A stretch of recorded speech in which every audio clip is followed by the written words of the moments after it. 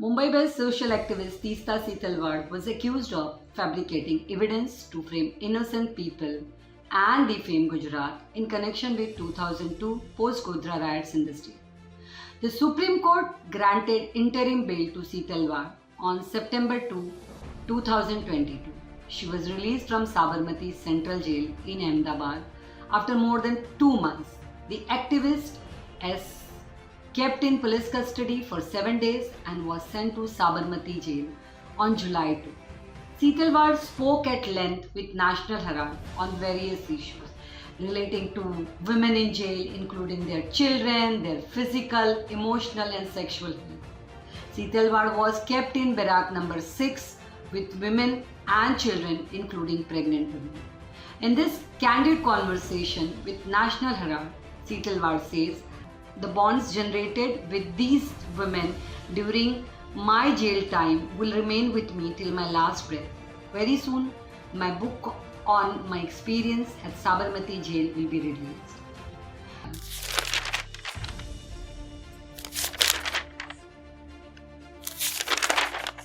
The Sabarmati Women's Jail was separately constructed only in 2017. Before that, the women's section was, women's barrack was part of the Sabarmati Men's Jail, where Gandhiji was there, Kasturba was there, and also that historic jail.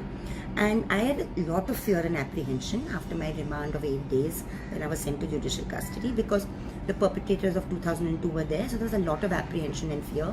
My lawyers expressed this in court when I was being sent there, and I also put in an application for books because I was terrified of how I cut the time, and all of this was a battle and a struggle, but I was allowed to take books, and my security was quote unquote assured to the court, etc. I was worried that how would I be treated, would there be physical issues, whatever. I must say that there were no physical issues at all, there was no this thing. There was a sense of surveillance I felt, particularly on me, because I was treated as different from the other women prisoners. In India, we don't have separate barracks for dissenters or political prisoners. You're in the same barrack. And I also felt that my own dignity and security was assured if I was with other ordinary women. So I was with the women and children's barrack number 6 for the entire period I was there, which is about 35 of us in one barrack. It was difficult, it was constraining, like I've expressed before. I'm writing my jail diary now, that being in prison means a lack of autonomy, snatching away of self-respect, dignity, because you're at the mercy of an extremely rapacious state. And healthcare, sanitation, food, all those everyday small things, apart from reading, writing and quiet spaces, are all a complete luxury.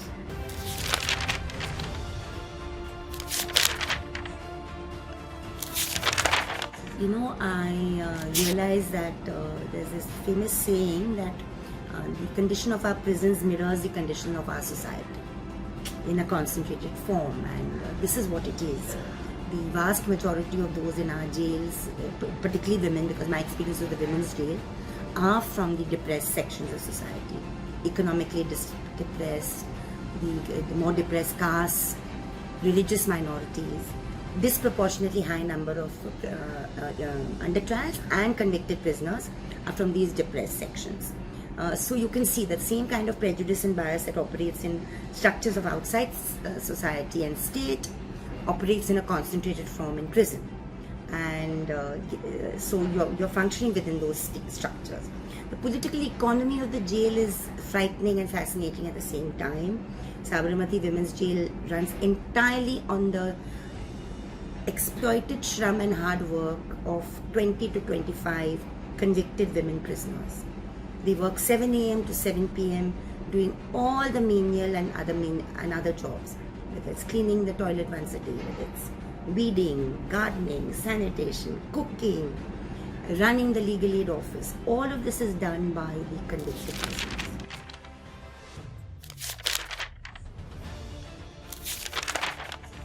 Jail authorities would come in, this kind of a hajri would take place when we were all supposed to stand with our prison ID card, and that is the time you're supposedly to stand at attention and voice any grievance you may have. Of course some women did it, but it was not liked. Anything that women said was not liked or approved of. People wanted to write to their lawyers.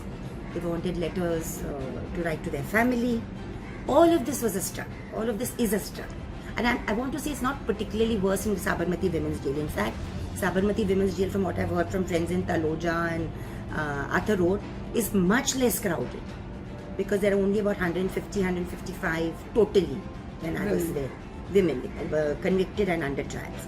But it's not about which jail. I think all women's jails and the question of women prisoners and political prisoners both need national attention, both need human rights attention, and somehow the human rights gaze has also shifted away from the condition in prison. As trivial as squabbles with each other because there's a lot of agitation and aggression among women prisoners, or it could be things like a pregnant woman is not being given good adequate nutrition for prenatal fruits and milk. It can be about the healthcare system. Is the dispensary being resourced properly? Are the medicines available? I know that in the 63 days in jail and 8 days I was in remand,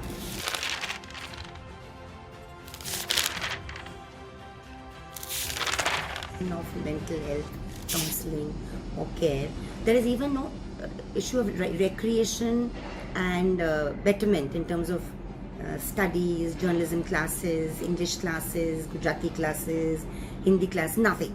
There used to be apparently before COVID, but there was nothing when I was there. The only option for women who really need to earn money is making sanitary napkins, and for which they are paid some 2,000 rupees a month or 2,500 rupees a month. There's a beautician's course which many women go to. I don't know how well that is run or not because I never went for that. But there are very few options for a woman to cut her day, to let the day pass, and which is why for me the reading and writing I did in jail was my mode of sanity. And I fought for the books I got. I fought for a pen and paper. For the first 8 to 10 days I was not being given a pen and pad, and I had to really struggle to get it. I wrote 1,500 to 3,000 words every day by hand. And the Sabarmati Women's Jail has a really nice reading room stroke library, 18-seater. For some reason, I think it's got to do with confinement, forced confinement, because you're there from your barrack opens at 6 o'clock. From 6 to 12 you're allowed out. Then again it shuts at 12 noon. 12 to 3 you're confined inside. 3 to 6 you're allowed out. 6 again, from 6 to 6 in the morning you're just inside that one barrack. And I think as a result, women are disturbed, they are depressed, and they don't have outlets. Not everybody was reading like I was reading. I was reading all the time. It was the only source of sanity I had. And I think therefore, for some reason, they're only shouting at each other. Even normal conversation is at a very loud pitch. And that is something I just couldn't, it's very difficult to navigate. And loud voices with the TV blaring for 10 hours, with very banal stuff going on television. You didn't get a chance to see sports, for instance, or even a cricket match. It was only a certain kind of B-grade Hindi film, which was again blaring very loudly. So this is what you have to live with, because this is what majority wants. Mm-hmm. And then of course you have conversations which are 1-to-1, 3 to 4 groups. You try and build up some relationships because that is human. And I built up some close relationships also.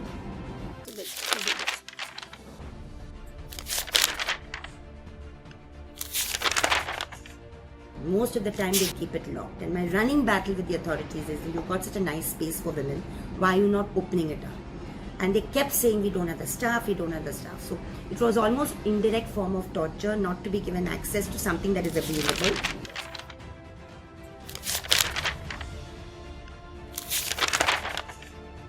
There were women who were charged with murder, there were women who were charged with kidnapping. There was somebody called a Luteri Dulhan who was accused of, supposedly accused of defrauding a person she then marries, and in an internet-driven marriage, and then she supposedly runs off with his property or jewelry or whatever. I mean, all sorts and kinds of the honey trap kind of crimes, POSCO crimes, drug-related crimes, lots of them are there in Gujarat.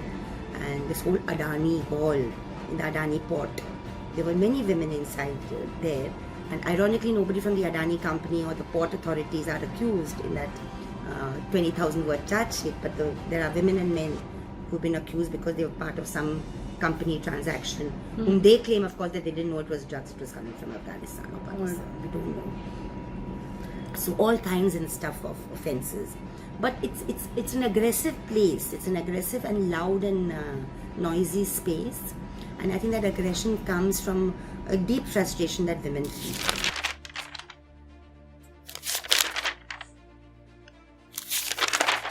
Of course, it was very difficult for me, but I was very lucky because 3rd of July I was taken to jail, and from 27th July right to the day I left, I got 2,700 letters. Because organizations I'm associated with, the All India Union of Forest Working People, ADWA, Janwadi Mahila Andolon, all these organizations carried out a campaign to write letters to me in jail, apart from a lot of journalist friends, individual, personal friends, family who wrote to me. And these letters were a huge source of strength and solace. Envy, I'm sure, was there, but they was very curious. So and I would get bundles of these letters, 300, 400, 500. And then I would, for 4 hours, I'd be just immersed in them. So they'd come and say, what are these letters? Please explain to us. In fact, one woman, Subedar Jail, also said, kya ho raha hai? Why are you getting so many letters? And she was quite nice. They were doing their job. So I said, what do you think? Why am I getting them? And that Subedar asked me. So she said, no, I asked the jailer that why is she getting so many letters? And he explained to me, she works all over India, so all her friends and supporters are sending letters. I said, yeah, that's about it. So then I would read some of the letters to my fellow inmates in the barrack. Sukalodi from Sonbhadra, my Adivasi leader, Rajkumari ji, that was the first letter I got. Then from Kochi, then from Kerala, then from Odisha. And he said, kahan se letter aapke So when you were reading those letters for the other jail inmates, what were their reactions? They were asking about these women. I said, you should know about the lives of these women. I'm in there in 2022. Sukalodi went to jail in 2015. She was there for 1 month. Then our organization fought for her. Then somebody went to jail in 2018. So and then they sort of understood that the kind of cases we are involved in are different from the cases they are involved in. So they would just put one line, कि सरकार के खिलाफ case. अलग. I said, no, my sections are there. They said, no, those sections that don't apply.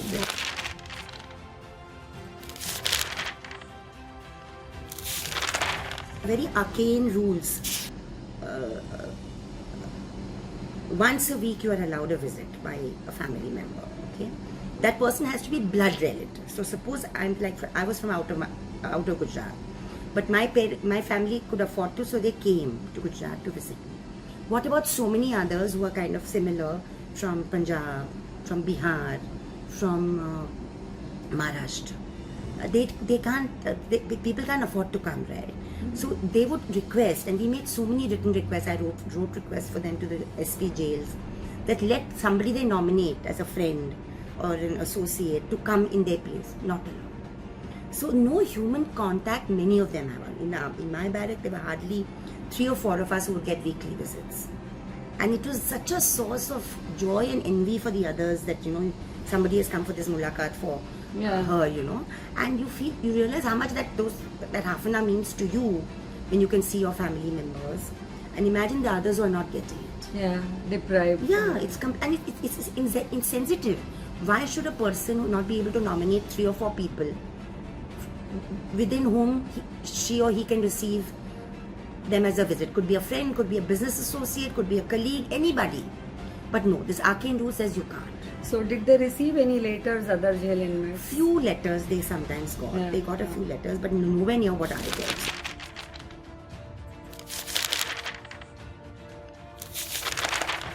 Legal aid situation is very wanting in the sense that many of them had lawyers, but many of them are also at the mercy of these lawyers because we don't know what kind of payments they're giving, how often they can meet them. The legal aid system in the jail is very patchy. Doesn't really work. And like in Tihar jail, I was told by people that if your case is going on, you can actually go online and listen to it. Because all of them are on Zoom. In Gujarat, it's e-courts and all that. But in Sabarmati jail, you could not.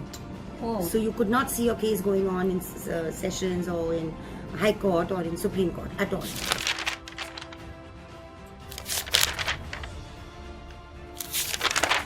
important thing is that there's a model jail manual created by the Home Ministry in 2017. Now this jail manual was created as a result of 2 judgments of the Supreme Court, which were on prison reforms. Right. And those cases went on for a long time. Last was Justice Lokur and Justice Deepak Gupta's judgment that outlined that the prison that all the state manuals should be amended, and they should. So MEJ created a model manual which is quite decent, but states have not adopted. Gujarat still has its own, Maharashtra still has its own. Very few states have adopted the prison manual of the center, which is only a model manual.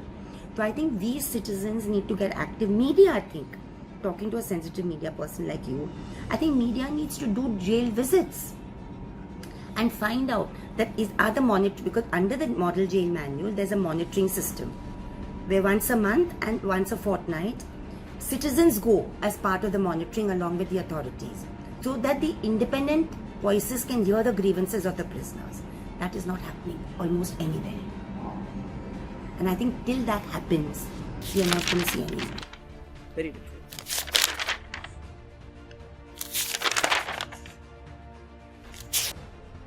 It's not an issue that the jail authorities want to even deal with, right? So women find their own solutions. And I witnessed, as so many of us witnessed, that there's a lot of intimacy.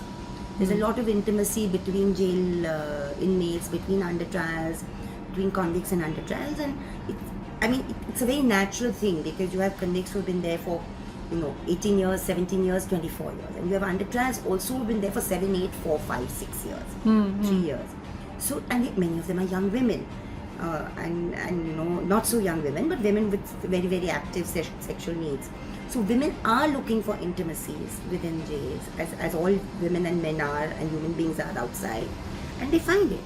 They find it in a very, I think, dignified way, in their own way.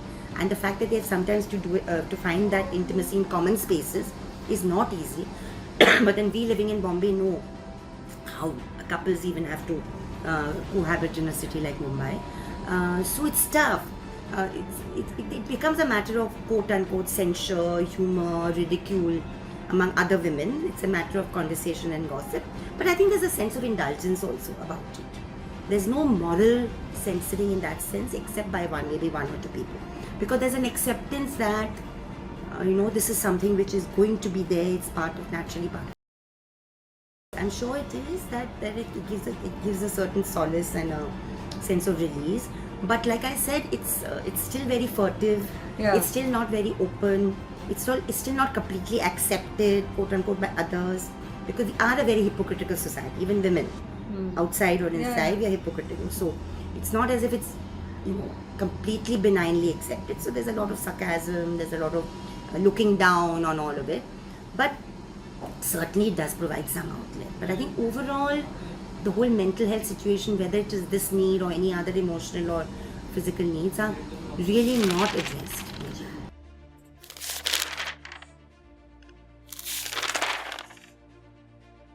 Children is like very, very tough. In fact, I remember what some of us used to do is just try and make sure they get puzzles and books. When my family used to come, I should not ask for anything for myself. I would say, just bring puzzles and books and blocks and little footballs and all for the kids, because there were 7 kids in our barrack. So All Legos, animals. girls or boys? Mixed. The eldest boy, I think, is about 11 or 12 because his mom had work.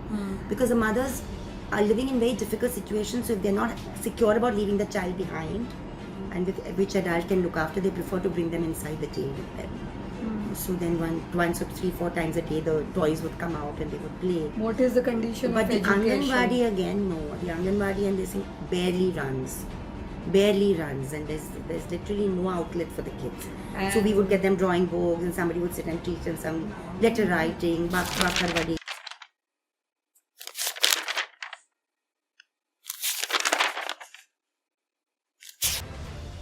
It's as bad or little as is for the women. I mean, they'll get that little bit of milk with the mothers get, one pishri of milk, one little pouch of milk and a banana and a fruit. There's the Anganwadi women may come once a month with some goodies for them, or when there's some festival, but very, very sparse.